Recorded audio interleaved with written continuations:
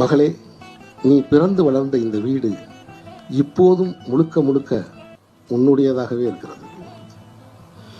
அம்மாவுடையதும் என்னுடையதுமான பொருள்கள் அனைத்தும் பெருகி குவிந்திருக்கும் உனது பொருள்களுக்கு அஞ்சி ஆங்காங்கே ஓரங்களில் கிடக்கின்றன.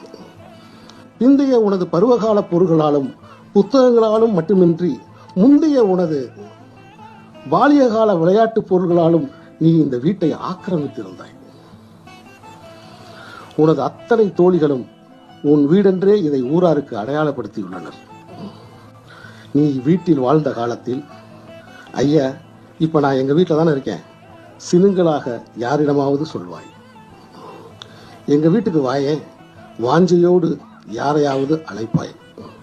ஐயோ நேரமாச்சு, எங்க வீட்டுக்கு போகணும், எங்கிருந்தேனும் பதட்டமாக புறப்படுவாய். உன் பொருட்டு ஒலித்து அடங்கிய கெட்டி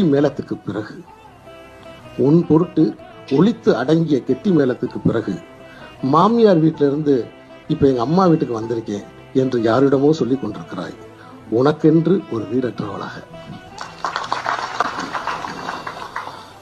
தந்தையை பிரிந்திருக்கும் மகள்கள் எல்லாம் இந்த கவிதையை படித்தவுடன் அவர்கள் எந்த ஊரில் இருந்தாலும், தந்தை இருந்தாலும் தந்தை இல்லாவிட்டாலும் அந்த வீடுகளுக்கு வந்து சேருவார்கள் இந்த கவிதையை படித்தவுடன்.